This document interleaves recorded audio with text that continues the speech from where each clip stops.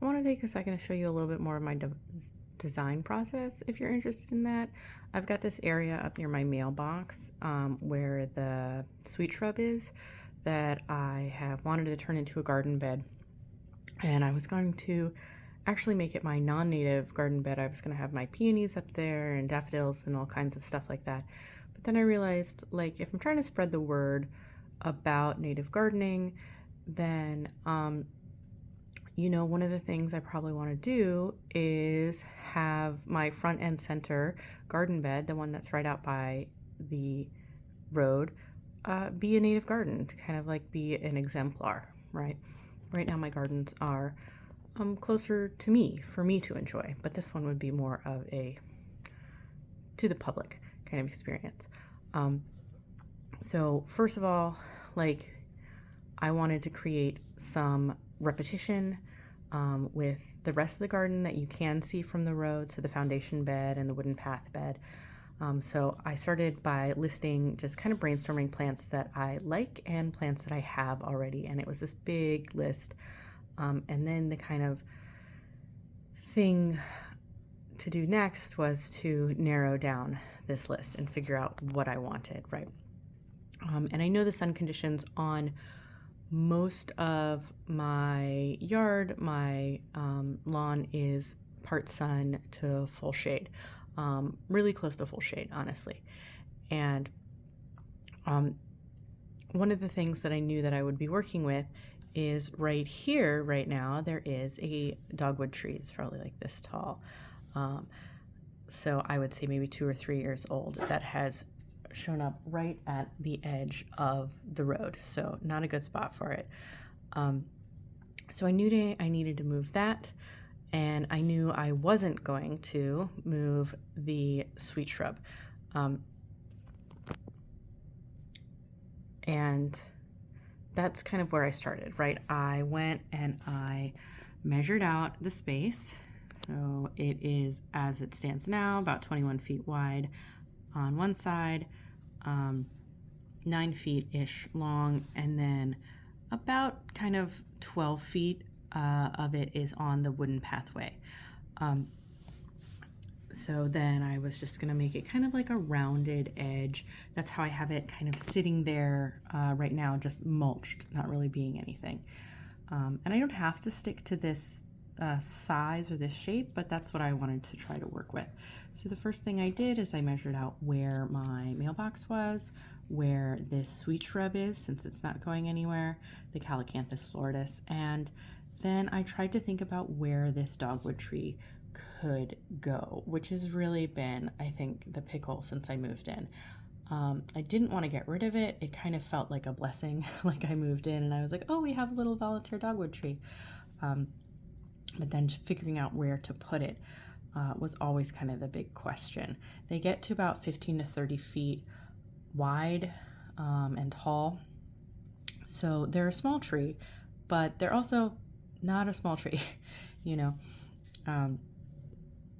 So this is where I'm thinking right now, not super far from the Calycanthus floridus, and then I've sketched out kind of the outline that it would create. Right now, this area gets a decent amount of sun just because it's like next to the road and there aren't trees covering the road like there are my house. But if I put this here, this is all going to become shade again. So what I need to do is I need to pick things that are going to be in shade or comfortable with shade or part shade, right? And then that's kind of where I worked from there. So first I kind of drew out some shapes, sizes really of things. Shrubs can be 4 feet wide, 4 feet wide, 4 feet wide, and then maybe I could fit in, if I did that, I could fit in some that are 2 feet wide, and I could fit in things that are 1 foot wide or whatever, right? Like, and so I'm just making shapes here to see what could fit. And if you've seen from my other gardening, I'm a big fan of shrubs. I have a lot of shrubs that I like that I haven't put in yet. And so I do like kind of working with things that have hit those bigger sizes, I guess, as it were, right? And I knew from over here, like I like my Fothergilla. I'd love to bring that up to the front. There are some dwarf Fothergillas. I love, my mountain laurel. Maybe I want to bring that to the front. There are some other shrubs that I hadn't gotten to use yet, like black chokeberry and what's it called? Appalachian holly, Ilex glabra. I don't know what the other name for it is right now off the top of my head.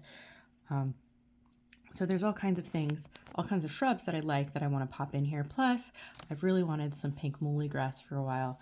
And that one is a full sun, but I think maybe if I put it to the edge, maybe I could get a little bit of fun out of it. I don't know. So I drew this and my brain was like, oh, okay, so that's the top level. What's the front level going to be? So then I came down here and I kind of drew it straight on and was honestly really happy with kind of how this looks, how this feels, right? And I went out into the patch too and I measured, especially for this, right? I measured to make sure that the dogwood wasn't in real space gonna be touching another tree, gonna be like out in the road too far. This is maybe like a couple feet out into the road. And this will be years down the line. But still just like wanting to make sure that I'm not putting something there that can't fit, can't thrive, right? So I drew this out and I started thinking about it and I had this kind of revelation like, okay, well, I did 4-foot shrubs all around. What if I tried again and I put shrubs that top out at 3 feet? And then I could get a lot more in that bed. I could get a lot more shrubs. I could get a lot more perennials if I wanted perennials. And that just really kind of started to sing to me.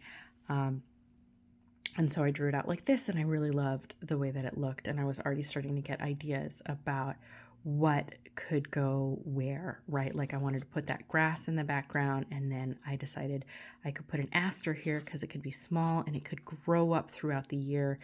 And the grass could kind of be the star until fall when the aster would bloom. And then the muhly grass would put out little pink spikelets above its normal height once the aster was big enough to block it, right? Stuff like that. And then since I had aster here, I wanted to repeat it somewhere within this. And so I put it over here, right? And again, I knew this was going to be here. The sweet shrub, and I have another one growing up that I don't know how big it's going to get, so I'm going to pull it out, right? And then I just kind of started experimenting with different ideas. And at first I thought I would just do a big row of Fothergilla in front of the sweet shrub, but I was starting to realize like, oh, maybe I don't have winter interest. And that's where I went to the next step, which was making a copy of this and doing kind of like color sketching, right? And that kind of helped me also understand like what I might be seeing at different seasons. And it also helped me start to think about this, I'm going to call it question area in my design, right? So I was able to kind of like draw like, okay, maybe I get like an evergreen ground cover. And so it's evergreen. And then maybe instead of Fothergilla, how would it look if I had those Ilex glabra, the Appalachian hollies in there? Would that look unbalanced? Would that look weird? Would they be sitting out in the middle of nowhere kind of thing?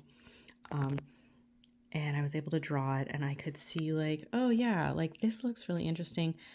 This is kind of wanting a bit of winter interest, right? So I'm keeping that in mind too. Like, do I want to go ahead and get a mountain laurel that's going to be evergreen here? Or do I want something different, right? And what I do is I do this all the way through all the seasons. So here's my winter, right? And I'm like, ooh, I've got some good green. The asters are going to have some seed heads that are going to be interesting, right? I wanted to put in black chokeberry, and theoretically they will have these dwarf black chokeberry will have little black chokeberries on them, little berries that the birds will eat. I honestly don't think they'll last through the winter. I don't think they'll last through more than a couple of weeks after they pop because we got a lot of birds and they get hungry. But, I just drew them in just in case. There's a lot of going on here. And then this pocket just kind of wanted a little something. So I was going to kind of color and fill in every other season to see what it would look like, right? And now the spring one especially, like all of this isn't going to be popping off at once. If I put, say, this is me thinking like maybe I'll put some woodland phlox in here, or wild pink, or what's the other one I was thinking of? Creeping phlox, or golden ragwort. If any of those evergreen ground covers that do good in a shady area, if I put them here, right? Like those are going to bloom earlier probably than some of the other things. And like the Fothergill is going to bloom before the sweet shrub is.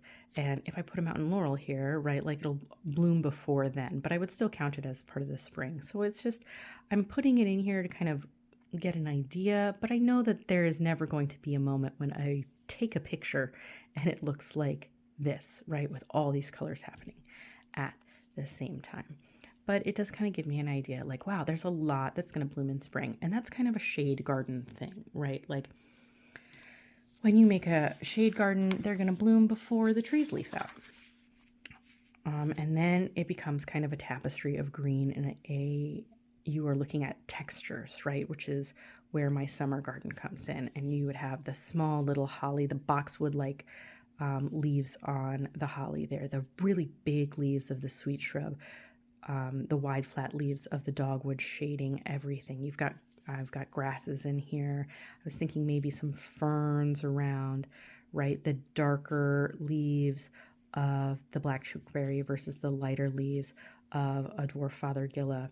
And then the asters kind of just being these bushy, lance-like leaves, like thin little lance-like leaves all over. And then meanwhile, whatever evergreen ground cover would have died back and it would just start being a ground cover again, right? And so you see all the textures that are here. And when I did this, right, I also saw like, wow, we are kind of really like hurting for some winter interest, or I mean summer interest, like way more than even winter interest. Because if we look back at winter interest, it feels like there's a lot going on. And it's not like there's nothing going on in summer, but wouldn't it be nice to have some flowers at some point in some of the hotter months, in the Junes and Julys and Augusts of it all, right? And so that helps me narrow down, like maybe I want a clethra, which is going to work now, bloom now, right? Or maybe I want an oak leaf hydrangea, which is going to bloom in June. And then both of those are supposed to have pretty good winter interest. I watched a video from Northern Virginia Master Gardeners that gave me a lot of good ideas about winter interest, and I posted it on this channel a while back. But then, not to like forget about one of my favorite seasons and what some of these shrubs really do great, which is fall. And so then I put together the fall one, and I see that there's actually a lot of fall interest, right? There's a lot of green I was surprised by, right? A lot more green in fall than I expected. And then that black chokeberry is going to give you that red color that people like to see in like a burning bush. The Fothergilla gives you these like reds and oranges, really leaning on the orange, right? And then we would keep some of the green if we have the those hollies in the background, and the asters are going to be green. If I put in some ferns, I would probably put evergreen ferns, right? Those will also have some green in there as well. And then again, you're kind of like, okay, well, what are we doing for fall interest, right? If it was a clethra, this would also be bright yellow. And do I want that much yellow, or do I want something with more red, like a sweet spire, which is going to have red? The sweet spire is what I have in the front of my house, right?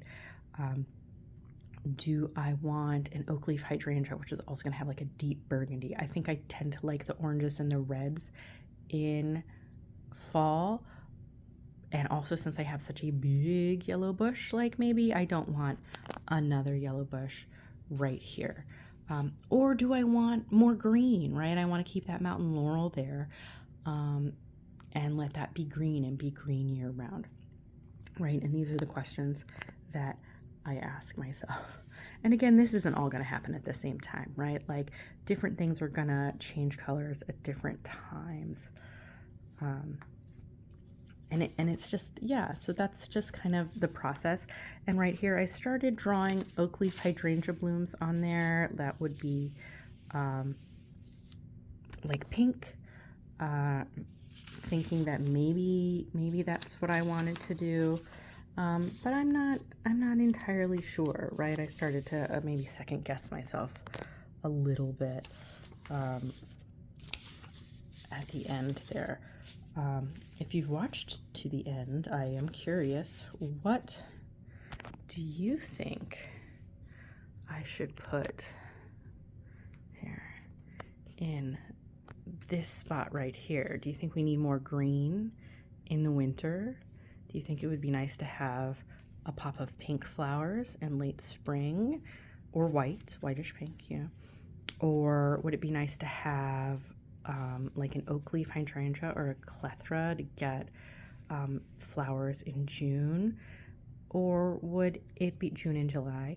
Or do we want something that's going to give me like a color here, like red or yellow? Red would be that clethra, which is also sweet shrub. Yellow would be clethra. Oak leaf hydrangea would be a burgundy, right? What do you think? What should be my mystery shrub? Are there any shrubs here or design ideas that you're like, I don't know. Is there anything that you wish would repeat more? I'm interested to hear your feedback.